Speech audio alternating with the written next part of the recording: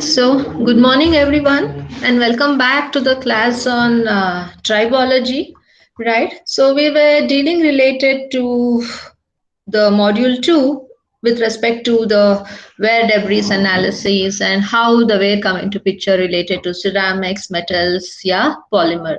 So, today we are supposed to discuss about the last topic which is there in your syllabus of module 2 related to standards of wear reduction.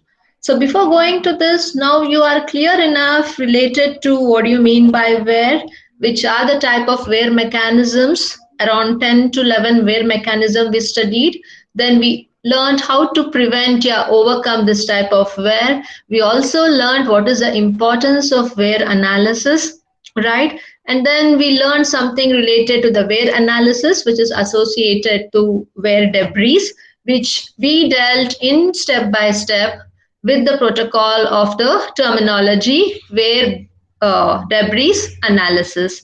Then also we went on to understand what you mean by delamination theory, right? So after knowing all the aspects related to wear, then we focused on exactly related to how the wear rate and its coefficient varies with respect to wear in case of metals, in case of ceramics, as well as in case of polymers. So now the entire concept related to wear is being done. So before that, similarly, we went on related to the friction part.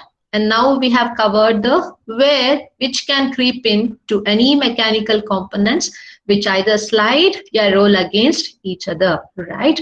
So once you know thorough concept related to the friction and wear, how it affects the wear rate as well as the coefficient of friction, now you should know some of the standards which are there, okay, to reduce the amount of wear. So these are also called either the systems or the standards what one has to follow to reduce the wear which is associated with two mechanical components. I'm not telling here the components what we use of made up of same kind of material or of different. It could be anything depending upon the requirement or for the application in which you are using. So irrespective of the selection of the material and irrespective of the dimension or geometry of the mechanical component, you should follow some protocols. Okay, so that is what we are now going to discuss.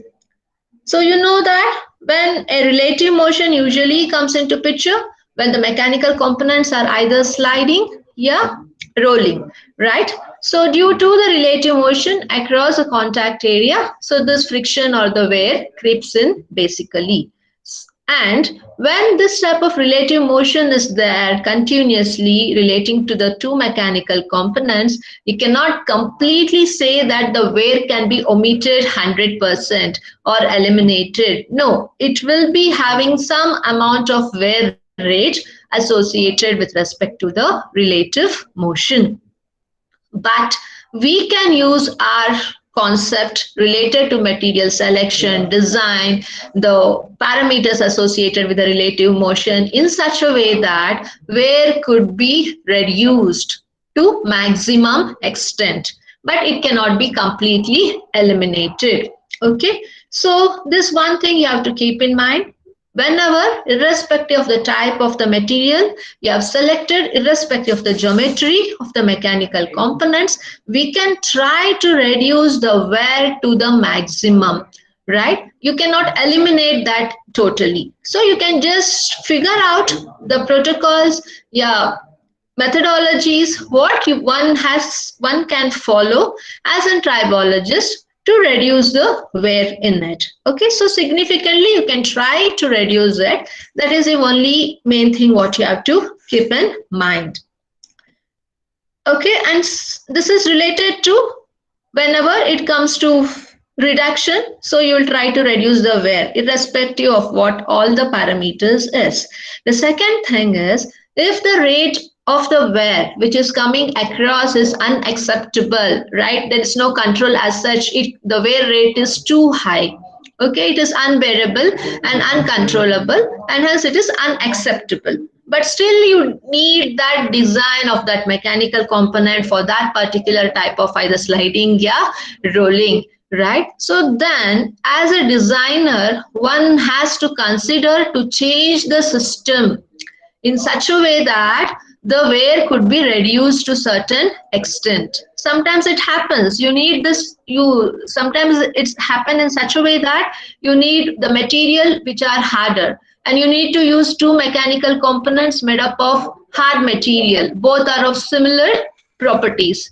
And well, suppose if you take an example of a metal, the adhesion between the two metals of both the hard material will be high, and as a result the friction also will be high, right? And relatedly, due to relative motion, the wear also comes in, but you need that material by default. So then the designer should then think about what is an alternative which could be fine tuned. It might take some time, but there has to do proper R&D or fine tune in selection of the material and change the entire system in such a way that the wear can be reduced to certain extent at least, so that that particular component can be used at least for some period of time, so that you can relay on the data what is being obtained through that mechanical component, right? Suppose you are using some hard material which is very good, hard enough, it has all the properties associated to, but it is bringing out a large amount of wear and friction. Then you should think about an alternative material. If alternative material is not having all the set of properties, then at least you should try to club some or the other material together in the form of an alloy or any kind of composite material, such a way that it matches the properties what the hard material was having.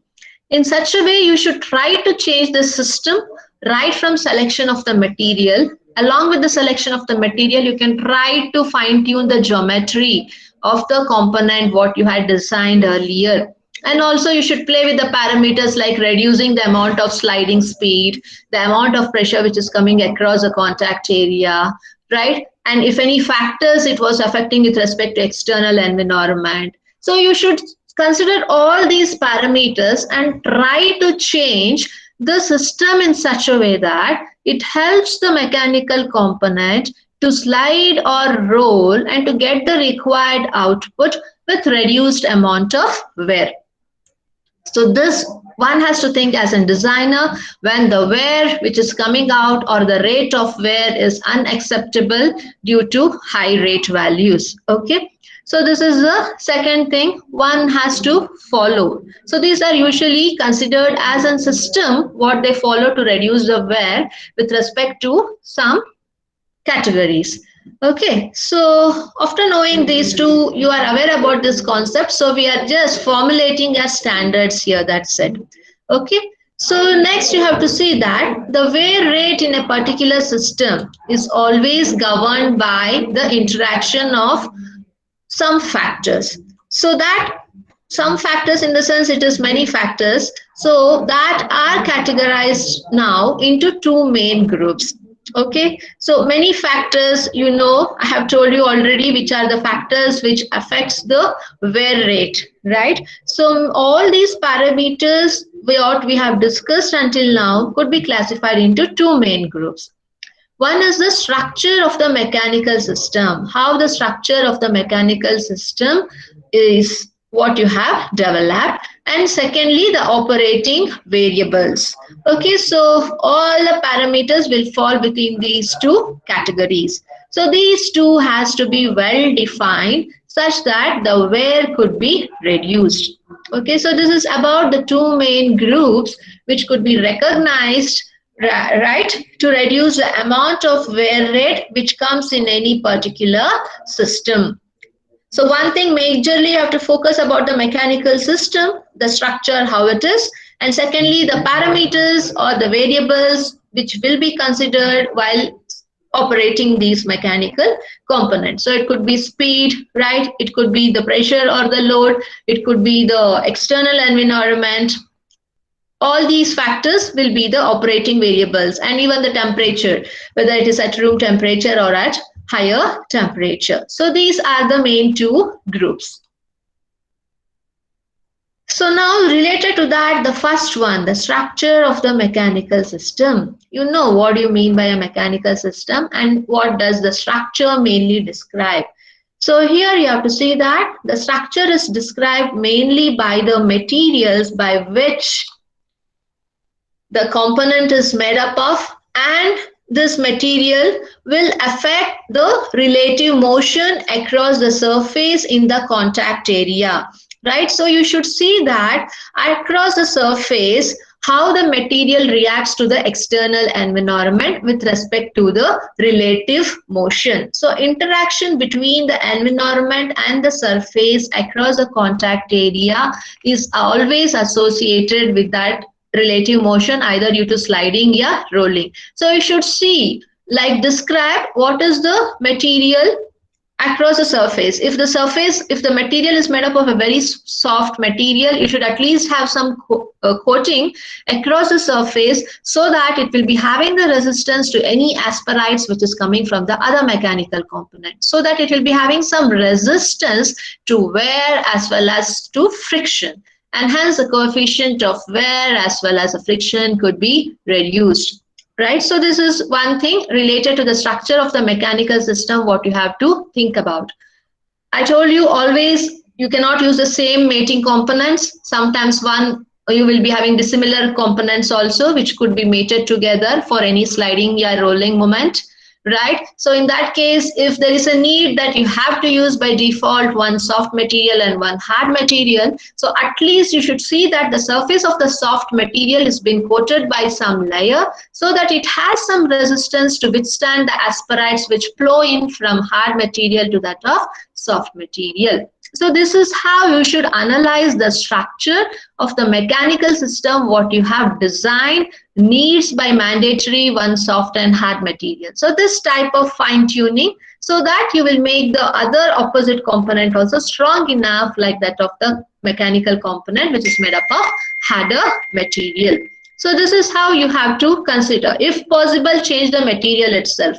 If it is not possible, at least you should protect that soft material by some coating to show resistance to that of the pressure which is exerted from the other mechanical component. So this is the thing what you have to understand related to the structure of the mechanical system, how you will fine tune and safeguard your structure developed by any material as per the requirement.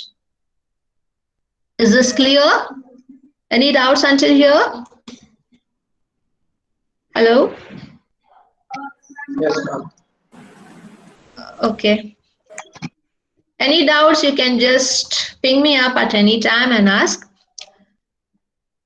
So later, now we have to come for the operating variables. So operating variables we have discussed already. It mainly depends upon the conditions in which the system is subjected to during the operation. It could be either the load which is subjected, yeah, it is, or the speed or the temperature. So these are all the variable parameters. You can control the amount of load which is coming across the contact area.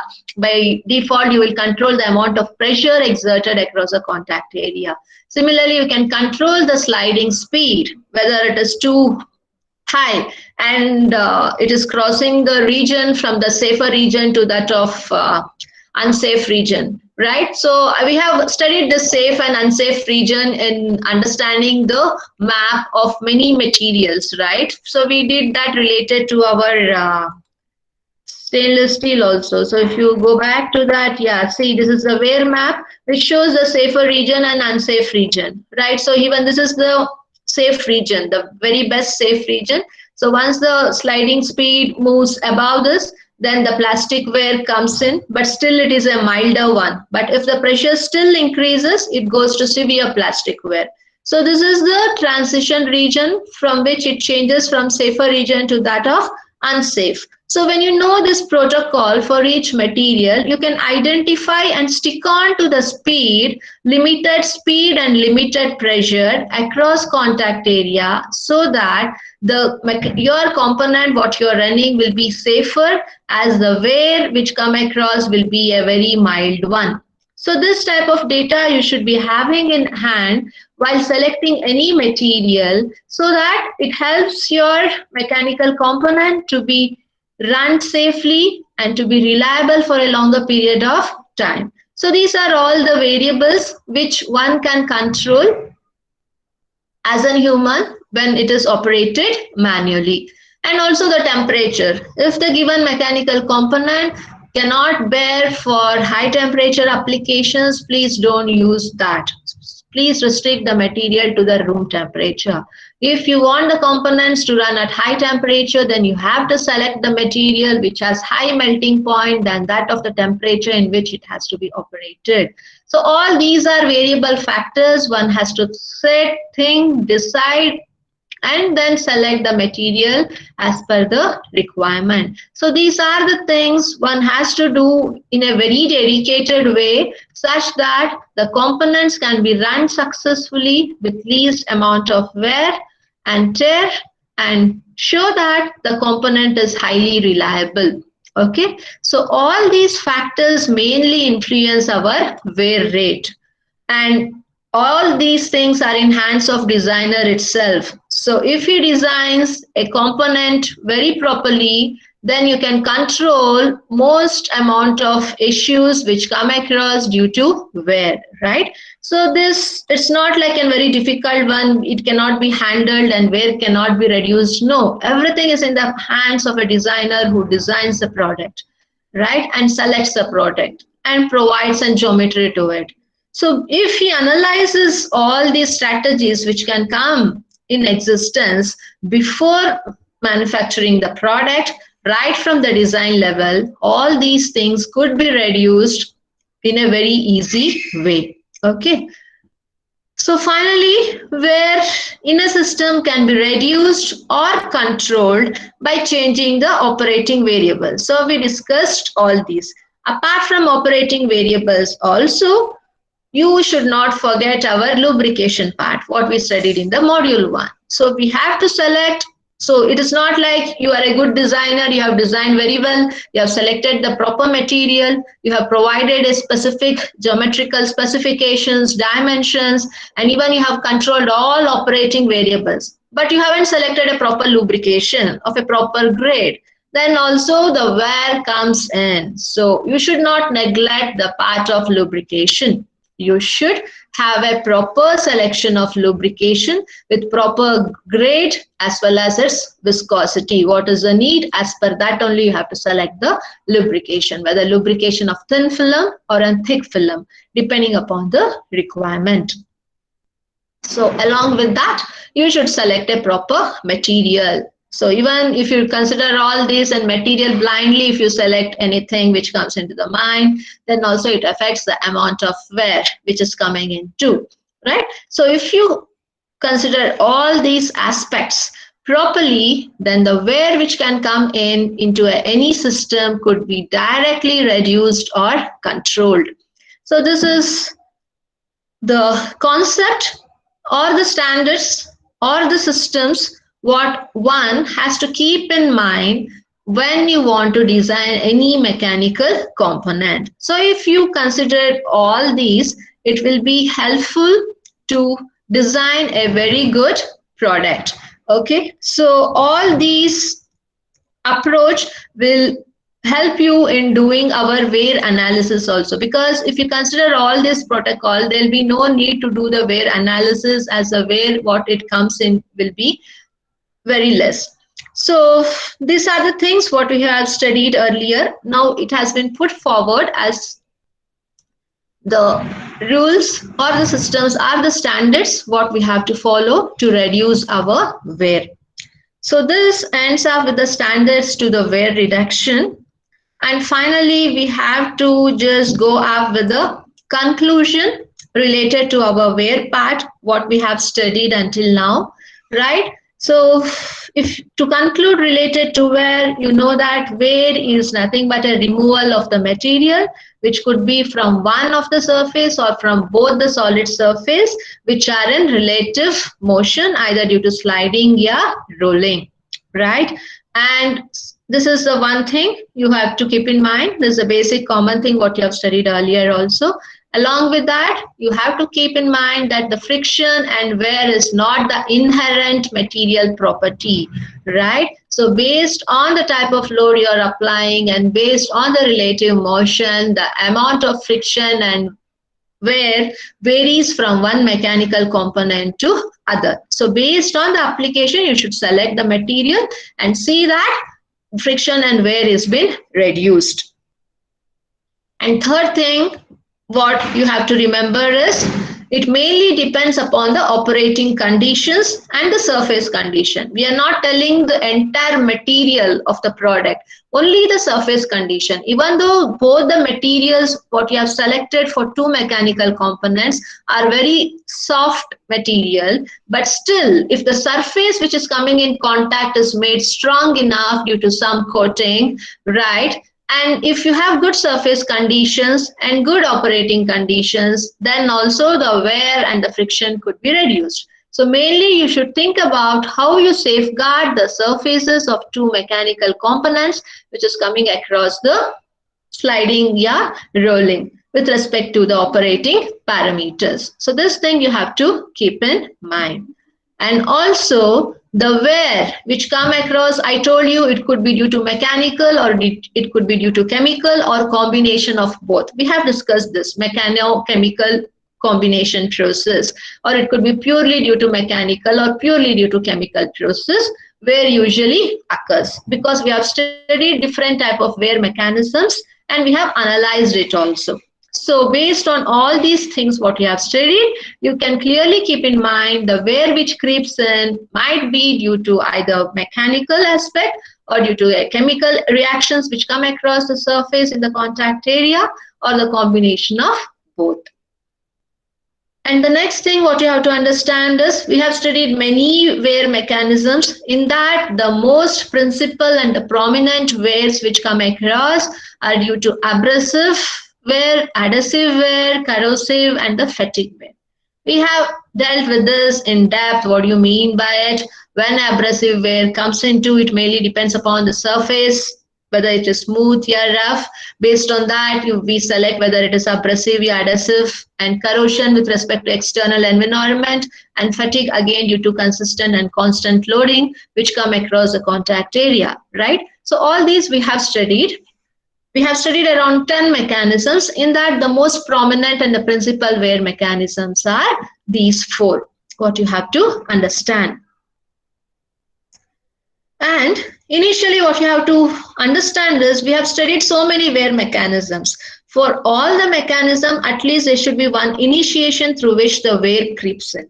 So wear is usually initiated by one mechanism and later it gets prolonged, right? As it prolongs, it moves for the other type of wear mechanisms which comes into picture. So always initiation is given by one type of wear mechanism, what you have to understand. And I think we have one more slide related to conclusion.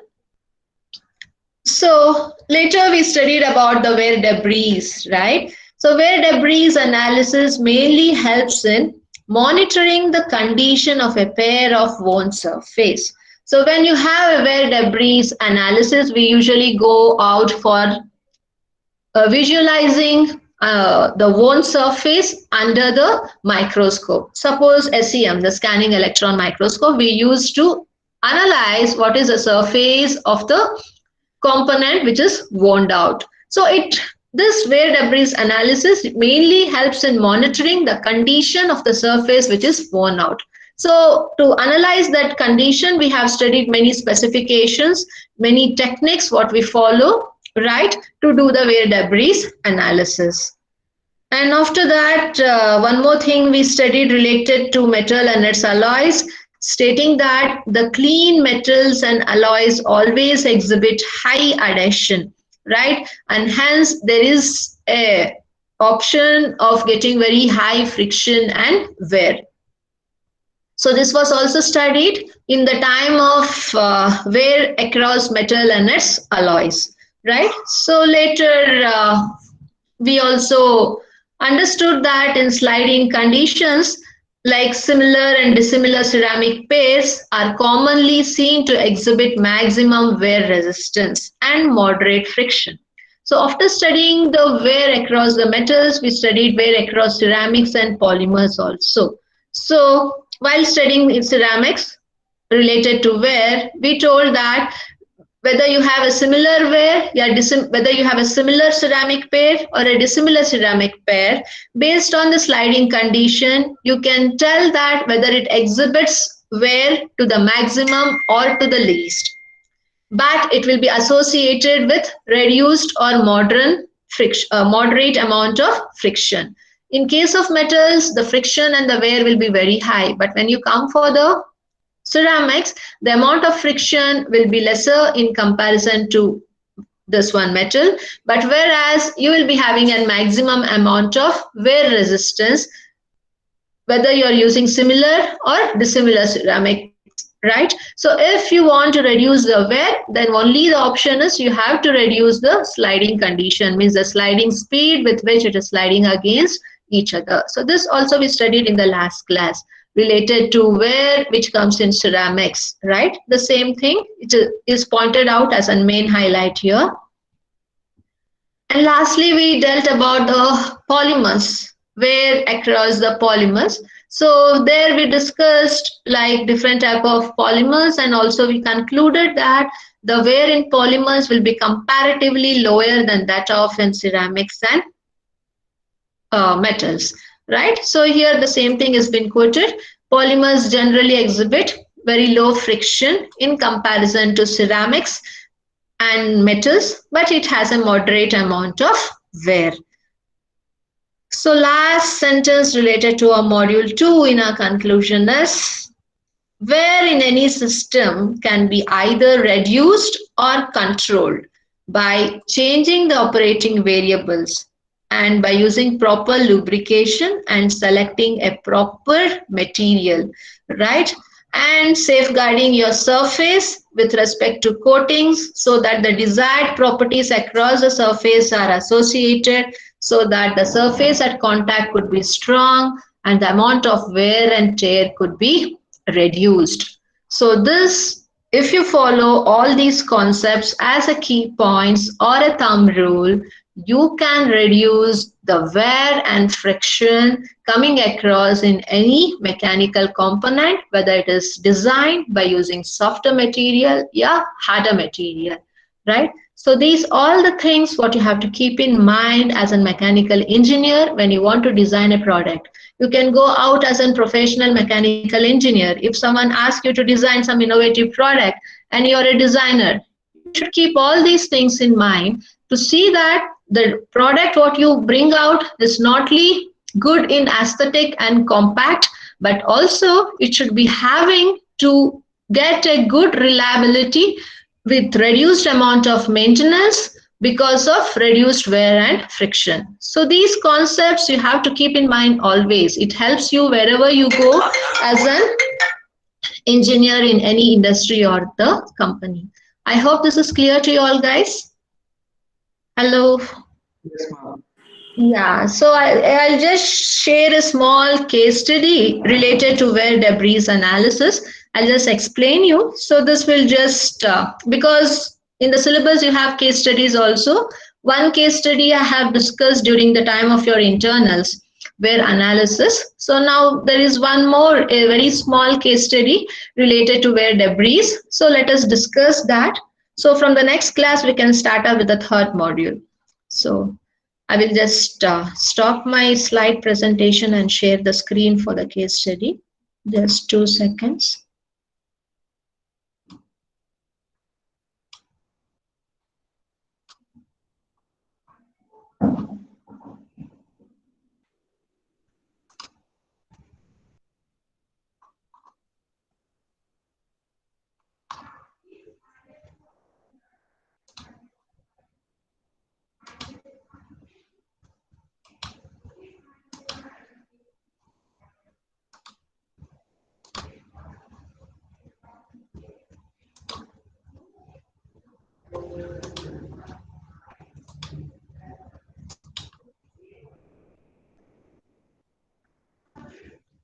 Is the case study visible to you all? Yes, ma'am. Okay, so let us start.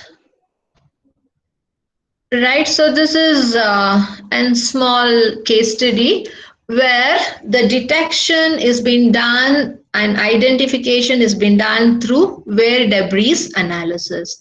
Right, so in wear debris analysis, you know what do you mean by wear, why the wear analysis is needed, how the wear debris comes into picture due to accumulation of the particles in the form of asperities, which results in formation of rough surface, and ultimately it leads to wear and tear when it slides against each other.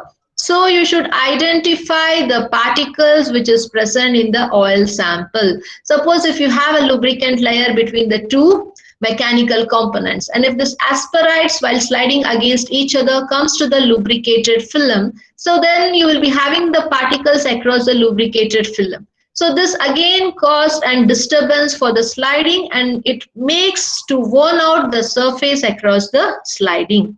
So you should identify the particles which is present within the oil sample. It has to be filtrated.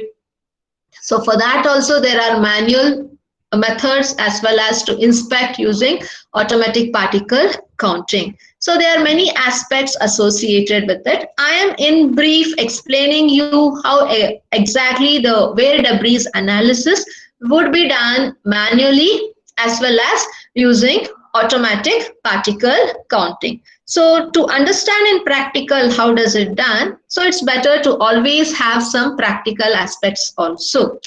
And it will be helpful for you to write with an example if it is asked in the examination, as case studies are also associated. Suppose you have a lubricated oil sample which is of some particles, where particles accumulated in it. So if you want to identify those particles, how many particles are there in that particular oil sample, then you should go for particle counting. So here it is done by using a technique called automatic particle counting. So here the oil sample what you collect will be filtered by using an filter membrane. Okay, so the filter membrane will be of size 0.8 micrometer, so that it helps to filter the particles and separate the oil, and thereby it collects the wear particles in it. Because the particle size will be so small, you cannot identify it. So you need to have a filter paper with very small pores of micron size, so that it can filter the wear particles which are there in our oil sample. And further, those particles could be collected to get the count exactly in this particular oil sample what was the number of wear particles which was there. Okay, so to do this part, we usually inspect the filter in a fully automatic microscope. So here down you can see this is a fully automatic microscope which will be connected to a system. So what you observe will be clearly visible here in the system, and you will be having an measuring unit there where you can, if you just strike that entire image of the morphology, it helps in defining or giving the number of particles which are there in that particular oil sample. For that you need to collect the particles separate and the oil sample separate, right?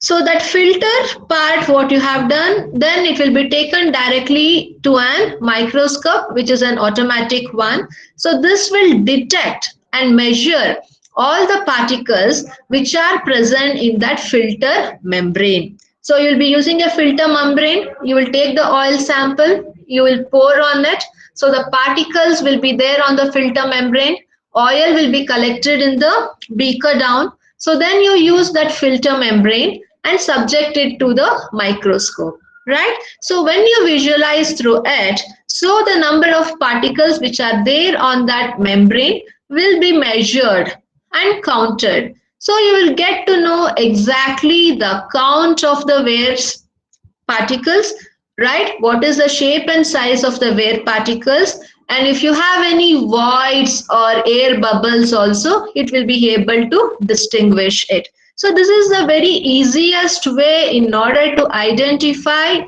the particles which are associated in any kind of oils, right?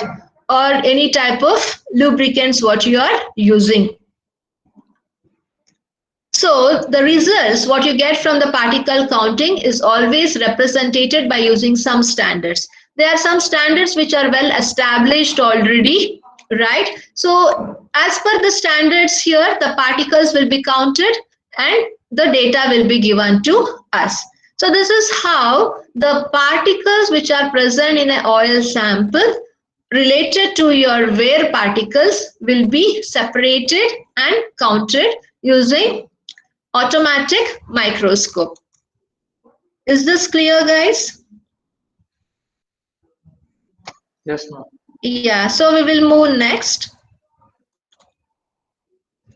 Then you have to understand about manual wear debris analysis. So what do you do in a manual wear debris analysis is the same oil, right? You can filtrate here by using a membrane filter, because this is also done manually. We are taking that step also here. The same thing, the filtering part will be the same, so that you will collect the wear particles. So then the filter will be analyzed in a manual microscope. You will not be using an automatic microscope. In automatic microscope, no need for you to adjust your magnification and check and identify what is the pore size, what is the particles, count everything. It will give you directly in a digital way. You will connect to one system and it will give you the data.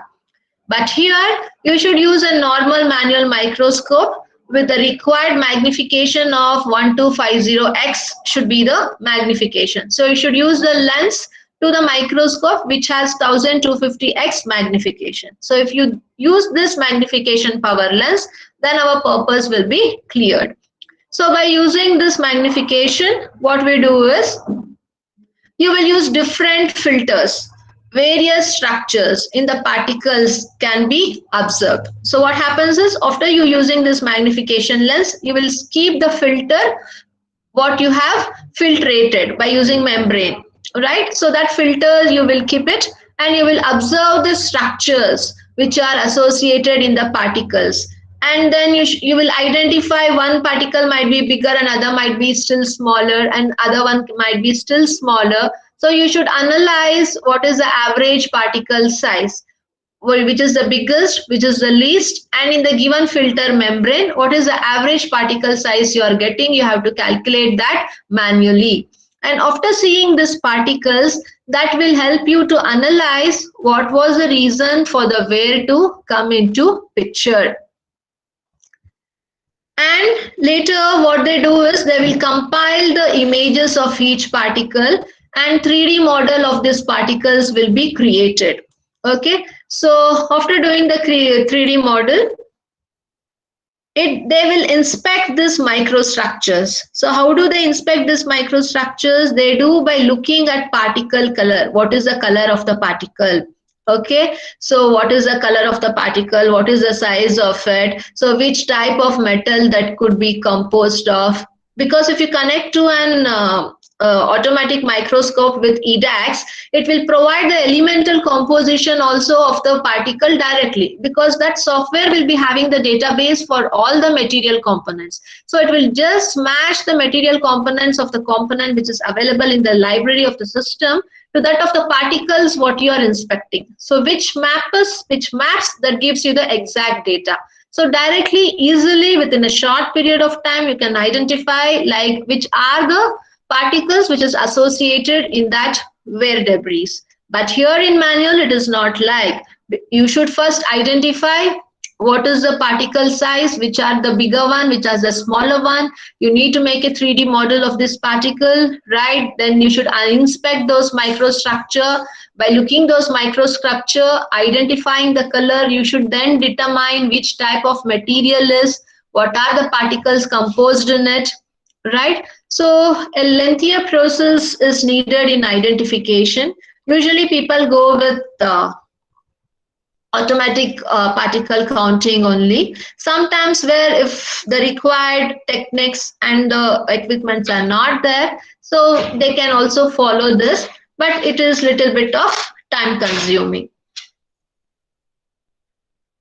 And yeah, so by looking at the color, they will determine which type of the metal and what is the particle is composed of.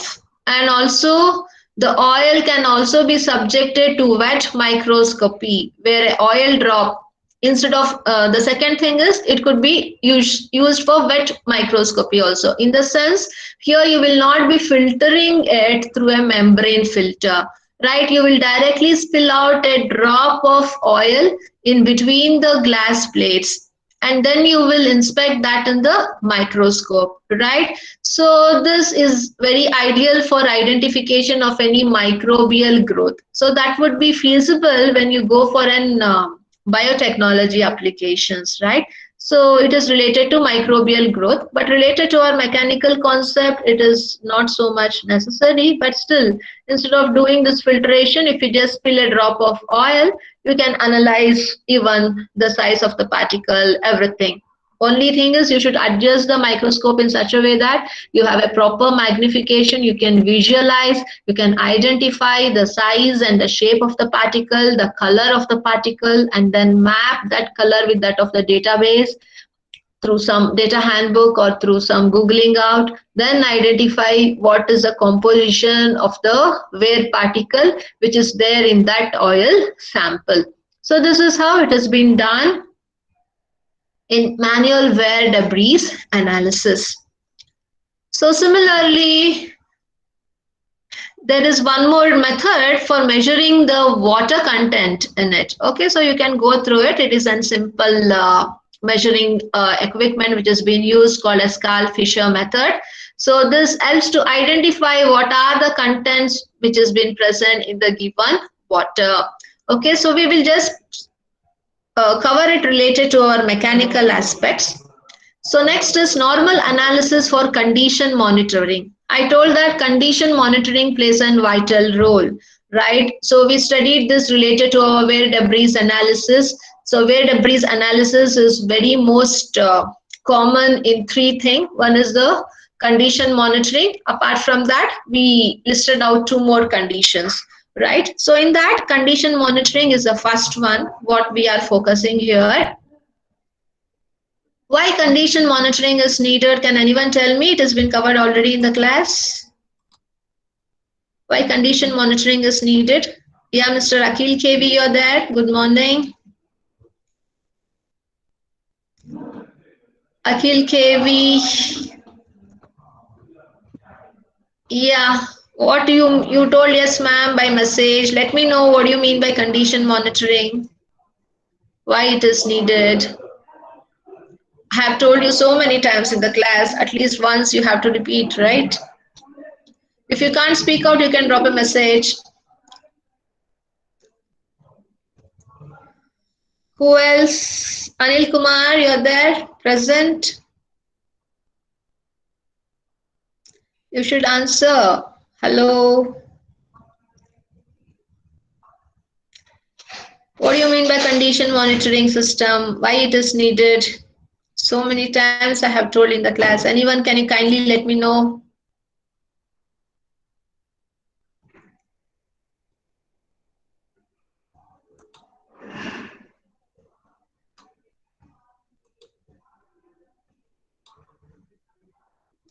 You should answer. If you keep mum, it's not the way. Always condition monitoring is very much needed to safeguard the surface of the mechanical components and reduce the amount of wear and friction. Right? If the surface is not strong enough, you should provide a coating in such a way that it won't get affected by the external environment. So monitoring is very much essential. So to achieve a good condition monitoring for any system or in machinery, what we have to do is we should recommend the performing particle counting, the water content measurement, manual inspection of wear and particle. So to achieve a good condition monitoring, three aspects is very much essential. To identify the particles which are associated across the contact, right? So what is the amount of water content measurement? Anyhow, you will be having a lubricant film which will be of a liquid media, right? So that concept of water measurement can be used to measure the liquid content in between the contact surface, and also the inspection of the wear particles manually. So if you do this monitoring properly, then it helps to reduce the amount of wear and tear. So the information retrieved by these methods, these three methods, particle counting, water content measurement, and manual inspection, will help to recommend reasonable actions to secure stable operations and high running time. So if you operate, if you check all these three particles, you can provide an stable operation condition. And what is the running time? You cannot opt a mechanical component to keep on sliding from morning to evening without break, right? There should be a specific time at which it has to be sliding against each other, right? And along with that, there should be specific operation conditions, operation parameters, operation variables, which has to be stick down. So if you follow proper operation condition and a specific time in which these operations have to be run, so then the system goes on very smoothly with reduced amount of wear and tear, right? So, and proper condition monitoring in the back end is essential, related to the particles, related to the inspection of the surface for the wear particle, and analysis of the liquid media between the two contact surface. So if you do a continuous monitoring system throughout from the start to the end when it is being slided, so you can provide a very stable operation and high running time. So this is very essential to do a proper analysis to safeguard your system, to see that it is going in a good condition. So similarly, they have other particles. Okay, so I'll share this PDF. You can go through. Similarly, we can opt this type of wear debris analysis for microbacterial growth and biofilm also. So it is related to the botanical and the biotechnology applications. So go through it. I am just focusing related to our subject point of view. Now I am coming for SEM analysis, mainly associated to the wear particles. Even we do the SEM analysis. So SEM is nothing but scanned electron microscopy, right? So if you connect the SEM with an EDAX, it will provide you the elemental data. So let us discuss this. It will be little bit associated to our subject point of view. Okay. So here in morphology, what happens is it helps to identify what are the elements present in the wear particle. If you see, this is the EDAX image. If you connect the SEM to an EDAX machine, it provides the elements which are there in each wear particle. So you can see which element is having the maximum composition, which is having the least. So here you can see it is an wear particle which has a combination of zinc, magnesium, iron, calcium, phosphorus, iron again. So many combination of the elements in the given particle, right? So this EDAX, this is called as EDAX image. So this you get once you connect the EDAX with that of the SEM, scanning electron microscopy. So with this background, I just want to tell you that if the inspection of the wear particles are subjected to scanning electron microscopy analysis, so what happens is in a scanning electron microscopy operates due to bombardment of the electrons. So suppose you have a sample of wear particle which is kept on the dais of the scanning electron microscopy where it has to be inspected, and if you bombard the electrons, so electrons will be shooted on those wear particles and it gets reflected. Due to the bombardment, the exact picture of it will be grabbed and the elemental data could be given with the help of EDAX. Okay, so here the elements will bombard with the help of the electron. As a result, a 3D image of the particle will be generated. So this is also one of the 3D image, the morphology generated of one sample. So this is also a 3D image of an wear particle, right? How it looks when an image is being gathered using SEM. Okay, so this image you can grab due to bombardment of an electron on the sample what you have kept in SEM. So once this is detected, you should identify. If you just see the image, you cannot identify what is the composition of the material, composition of the particles here associated. So you should be knowing which is the element which is present in this wear particle. For that, you should connect SEM with that of EDAX. So when you connect with EDAX, it helps to give you the elements. Okay, so different elements will be associated with each particle. It could be iron, carbon, aluminium, manganese, yeah, copper, etc. But you should identify, right, what are the wear particles. So you will connect to EDAX and analyze it. So then you will come to know, okay, in this wear particle, these are all the elements associated too. So it helps in analyzing the particles present in the wear. So it is possible by using SEM, or you can do it by using FESEM also. So there are two options to identify the morphology of the given wear particle and to see what are the elements associated in each wear particle. So this is how you have to do the wear analysis. I have shown you a very small case study related to how to identify the wear debris and do the analysis manually, automatically, and by using SEM. Similarly, it could be done by using TEM, right, FTIR related to optical characterization and other surface morphology techniques also.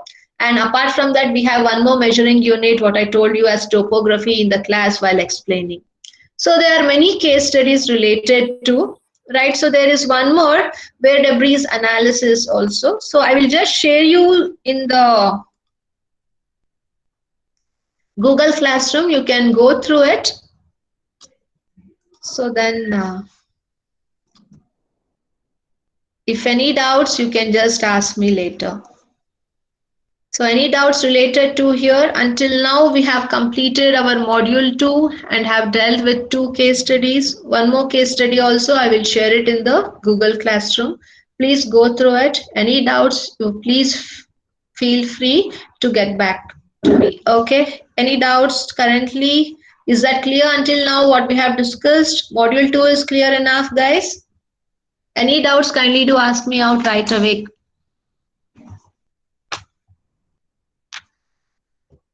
Any doubts? Is it clear? Kindly speak up. It's clear. Okay. So I'll just call your attendance. Kindly answer, and in the meantime, you can write your name in the USN. Name and USN in the chat room. Akhil KV. Okay. Anil Kumar. Okay. Ankesh Aman. Ankesh Aman is absent. Gautam Krishna. Gautam Krishna. Absent. Balaji VR. Balaji VR. No. Beldar Mohammed. Present, ma'am. Chaitanya. Present, ma'am. Chetan Kumar. Present, ma'am. Okay. Dheeraj. Present, ma'am. Ishant. Ishant. Absent. Harshitesh. Harshitesh. Himanka. Himanka is absent. Kanishka Reddy. Kanishka Reddy. Nagamurli Krishna. Okay. Kunal Raj. Present, ma'am. Danush. Mohammad Ayan. Present, ma'am. Danush Yam. What is the problem? Today is your first class. You're there? Kindly call me up if you're not able to use your mic. This is the very first class. You will really get a shortage of attendance. This is our 19th class and you're attending today. Please call me back for the reason why you were not there. Mohammad Ayan, Present, ma'am. Mohammad Junaid, Okay. Shri Prasad, Yes, ma'am. Niharika, Present, ma'am. Nihar Venkat Sai, Yes, ma'am. Nikhilar, Nikhil, absent. Nirab, Yes, ma'am. Prajwal S. Bhatt, Present, ma'am. Rishabh, Present, ma'am. Rohan Kaglakar, Rohan, absent. Roshan Yadav, Sumant Sagar, Sumant, absent. Sagar Dutt Mathur, Yes, ma'am. Sagar GV, Sagar GV, absent. Sanjay Raghav, Sanjay Raghav, absent. Shobit, Shobit, yeah, please attend regularly. Today's class is 11th out of 19. You have missed many classes in between.